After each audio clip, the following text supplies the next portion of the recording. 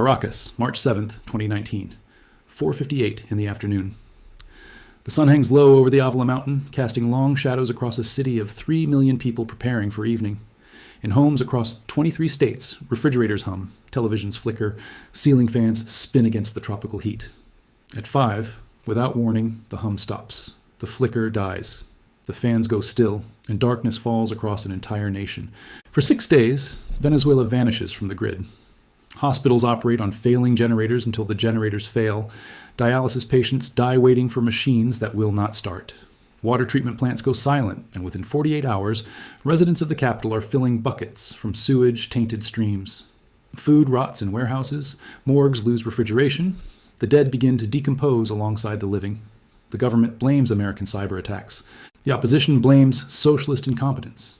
International media frames it as the inevitable collapse of a failed state. But in the glass towers of Lower Manhattan, in the trading terminals of Houston, in the oak-paneled offices of the Treasury Department, the blackout is understood differently. It is not a failure. It is a demonstration, a reminder of what happens when a nation forgets who controls the machinery of modern civilization. To understand why the United States cannot release Venezuela from its grip, you must understand a number that appears in no headline, taught in no classroom, debated in no election. 304 billion. That is the count of proven oil reserves beneath Venezuelan soil, measured in barrels. More than Saudi Arabia, more than Iran, Iraq, and Kuwait combined.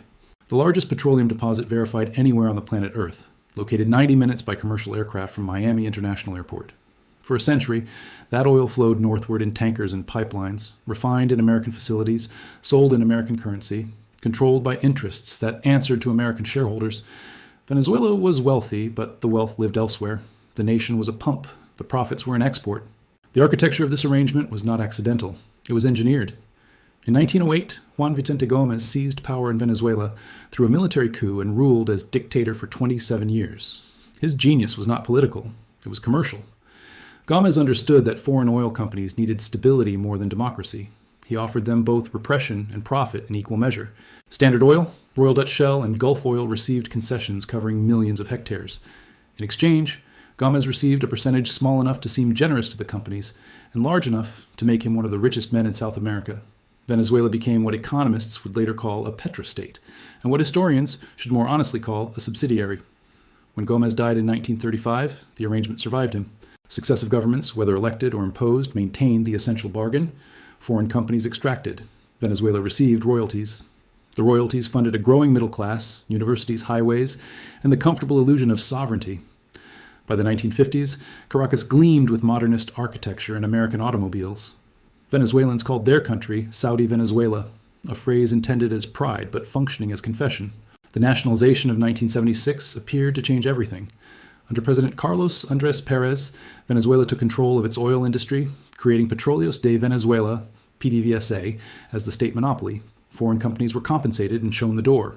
Newspapers declared independence. Politicians gave speeches about national destiny, but sovereignty is not declared.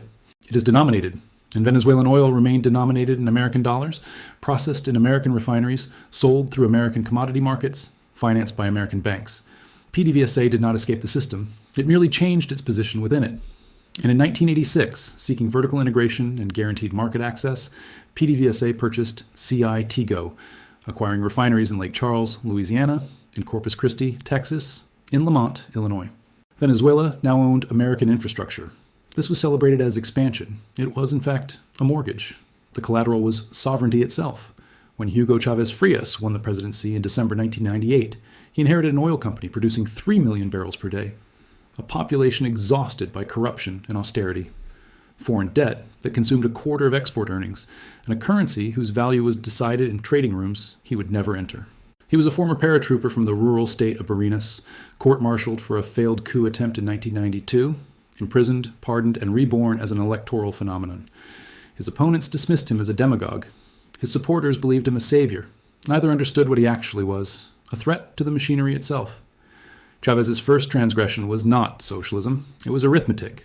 He examined the terms under which PDVSA operated and found that the state oil company was paying more in dividends to its own executives and in fees to foreign partners than it was remitting to the national treasury. He fired the board. He redirected revenues. He funded programs called misiones that built clinics in slums, sent Cuban doctors into villages without hospitals, taught literacy to adults who had never held a book. Wall Street noticed. Credit ratings fell. The warnings began. But Chavez had not yet committed the unforgivable act. That came in 2000, when he became the first head of state in 20 years to visit Saddam Hussein in Baghdad. He traveled next to Libya, to Iran, to Iraq. He proposed selling oil in euros. He suggested that OPEC nations coordinate not merely production, but pricing, and price in currencies other than the dollar. He was speaking aloud the thought that cannot be spoken. The petrodollar system is the invisible foundation of American power. In 1974, following the oil shock that humiliated the West, Secretary of State Henry Kissinger negotiated an agreement with Saudi Arabia. The Saudis would price oil exclusively in dollars and invest their surplus revenues in American Treasury bonds. In exchange, America would guarantee the security of the House of Saud. Other OPEC nations followed. Within a decade, global oil trade was conducted almost entirely in American currency. This arrangement creates a closed loop of extraordinary power. Every nation that imports oil must first acquire dollars to pay for it. This generates permanent global demand for American currency. It allows the United States to export dollars and import goods, to run trade deficits that would bankrupt any other nation, to print money without the inflationary consequences that destroyed Weimar Germany or Mugabe's Zimbabwe. The petrodollar is not a policy. It is the operating system of the global economy. And every operating system has administrators. Chavez threatened to rewrite the code. And within 18 months, he faced a coup, April 11th, 2022. A mass opposition protest marches toward the presidential palace. Shots are fired. Bodies fall. The military high command appears on television to announce that Chavez has resigned. He has not. He has been detained at gunpoint. A businessman named Pedro Carmona Estanga is sworn in as interim president before an audience of Catholic bishops, opposition politicians, and representatives of the Business Federation. Carmona's first decree dissolves the National Assembly, the Supreme Court, and the Constitution itself. His second decree guarantees the security of all foreign oil contracts and the property rights of private investors. The mask slips for less than 48 hours before loyal military units and massive civilian uprisings restore Chavez to power. The American role was denied immediately and confirmed gradually. Documents obtained through Freedom of Information requests reveal that the CIA had briefed the White House on coup preparations months in advance. The National Endowment for Democracy had funded opposition groups involved in the march. American officials met with coup plotters in the weeks before April 11th. When the State Department spokesman acknowledged the Carmona government within hours of its installation, he was not improvising. He was following a script. Chavez returned to office transformed. The man who had sought negotiation now understood the terms of engagement. He purged PDVSA of 18,000 employees who had participated in an oil strike designed to destroy his government. He redirected oil contracts away from traditional partners toward nations willing to operate outside the dollar system. He offered China long-term supply agreements at discounted prices in exchange for billions in infrastructure loans, creating a parallel financial relationship that bypassed American banks entirely. He provided Cuba with 90,000 barrels per day at preferential terms, receiving in return 11,000 doctors, thousands of teachers, and intelligence advisors who reorganized his security services. Most dangerously, he created Petrocaribe, a program offering Caribbean and Central American nations oil on credit terms so generous they constituted grants. 17 nations joined. Jamaica, Haiti, the Dominican Republic, Nicaragua, Honduras, nations that had voted reliably with the United States in international forums, now found themselves receiving Venezuelan largesse and voting differently. Chavez was not merely spending oil revenue. He was purchasing a voting bloc in the Organization of American States in the United Nations, in every regional body where small nations cast equal ballots. He was using oil as currency and currency as power, the same strategy America had employed for decades, now turned against its architect. Washington responded with strategic patience. Direct intervention after the 2002 failure was too costly. Instead, sanctions arrived incrementally, individual visa revocations, targeted asset freezes, nothing that would disrupt oil flows to American refineries because CITGO remained essential. Gulf Coast refining capacity had been optimized over decades for Venezuelan heavy crude. Different oil requires different processing. The infrastructure could not simply switch suppliers. America needed Venezuelan oil. Venezuela needed American refinery access. Mutual dependency. But only one party could print the currency both required. When Chavez died of cancer in March 2013, he left behind an economy exquisitely dependent on oil prices that had averaged above $100 per barrel for 5 years. His chosen successor, Nicolas Maduro, a former bus driver and union organizer, inherited the machinery but not the timing. In June 2014, oil prices began to fall. By January 2015, they had dropped below $45. By February 2016, they touched $26. Venezuela's government revenues collapsed by more than 70%. The loans to China came due. The subsidies to Cuba could not continue. The Petrocaribe program faltered. And the refineries of Citgo, that proud purchase of 1986, transformed from asset into liability. In 2016, desperate for cash, PDVSA pledged 49.9% of Citgo to Rosneft, Russia's state-controlled oil giant, as collateral for a $1.5 billion loan. The symbolism was grotesque. Assets Venezuela had acquired to participate in the American energy system were now held by Moscow. Strategic American refining infrastructure, located in the territorial United States, had become Russian collateral through the mechanisms of private debt. No invasion required, no occupation necessary, only a signature on a loan document. Washington's response accelerated. In August 2017, the Trump administration imposed financial sanctions prohibiting American banks and investors from purchasing new Venezuelan government or PDVSA bonds or extending new credit. Venezuela was cut off from Wall Street. Unable to refinance existing debt, default became inevitable. In January 2019, the United States recognized Juan Guaido, the head of Venezuela's opposition-controlled National Assembly, as the legitimate interim president. Guaido controlled nothing inside the country. No ministry, no military unit, no police station. But he controlled something far more valuable abroad: legal standing. The courts of the United States and the United Kingdom recognized Guaido as the lawful authority over Venezuelan state assets held within their jurisdictions. 31 tons of Venezuelan gold sat in the vaults of the Bank of England, deposited years earlier for safekeeping. Under Guaido's nominal presidency, that gold could not be withdrawn. The Bank of England, founded in 1694, had become an instrument of American foreign policy without a single vote in Parliament. Venezuela's own reserves were held hostage by a government it had never chosen, in a vault it could not enter. Under laws, it had no voice in writing. Citgo was frozen. Dividends that should have flowed to Caracas were blocked. The company's future became the subject of litigation in American courts, where bondholders, the Russian state oil company, and the competing Venezuelan governments all filed claims. American judges would decide the disposition of Venezuelan national assets. The jurisdiction was not contested. It did not need to be. When you write contracts under New York law, you accept New York justice. This is the architecture of modern empire. It does not require aircraft carriers, though it possesses them. It does not require invasion, though it permits them. It requires only that the world's transactions clear through institutions that answer to one sovereign. The contracts specify one system of law, that commodities price in one currency, that banks route through one network. SWIFT, the Society for Worldwide Interbank Financial Telecommunication, processes over 40 million messages per day, coordinating transfers between 11,000 financial institutions.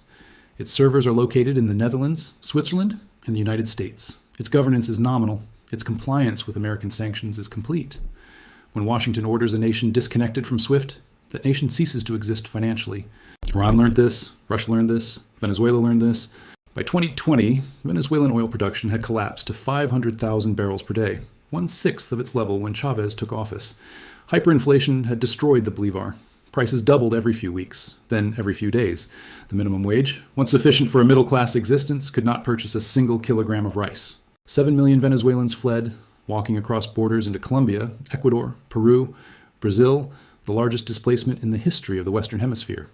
They were not refugees from war. They were refugees from arithmetic.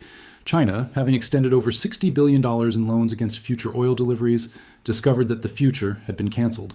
The oil that was supposed to repay the debt could not be pumped in sufficient quantities, could not be sold on open markets due to sanctions, could not generate the revenue that the contracts specified. Beijing had made a bet on Venezuela's ability to resist American financial pressure. Beijing lost. Russia's collateral stake in Citgo was seized under sanctions before Moscow could foreclose. The gambit that was supposed to give Russia leverage over American refining capacity gave Russia nothing but a legal claim it could not enforce.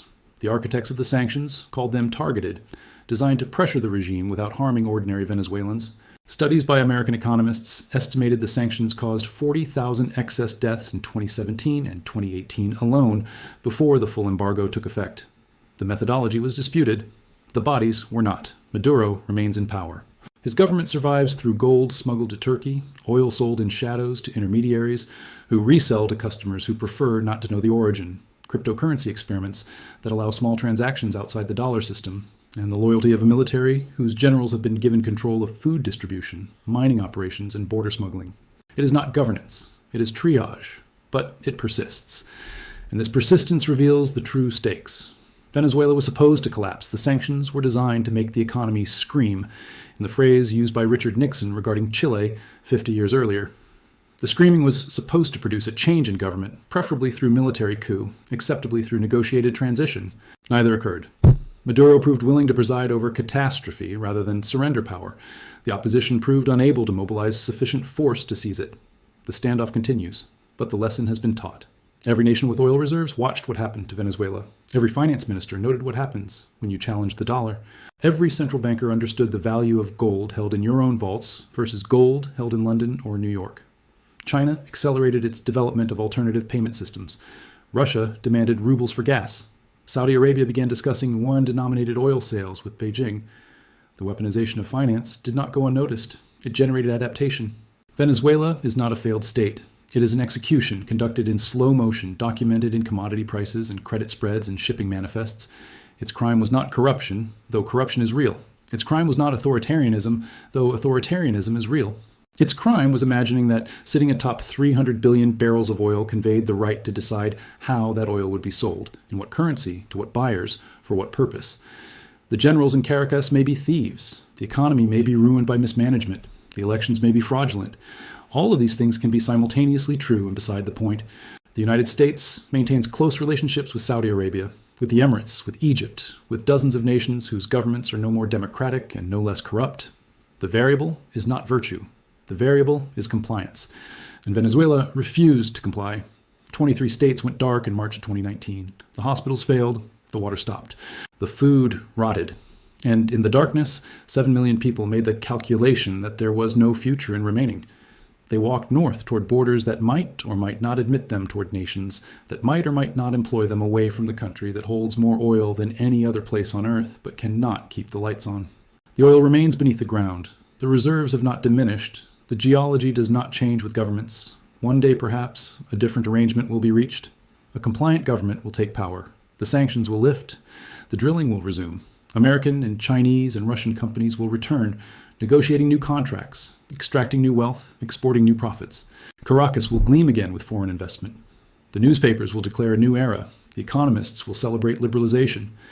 And the pattern will repeat, as it has repeated across a century, across a hemisphere, across every nation unfortunate enough to discover that its soil contains something the empire requires.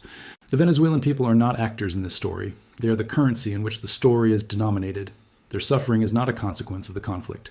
It is the mechanism of the conflict.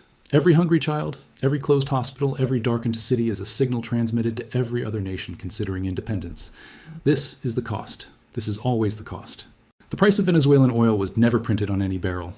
It was written in migration statistics, in childhood malnutrition rates, in the silence of 31 tons of gold locked in a foreign vault.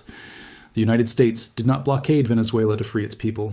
It blockaded Venezuela to teach every watching nation that freedom is a privilege denominated in dollars, revocable without appeal.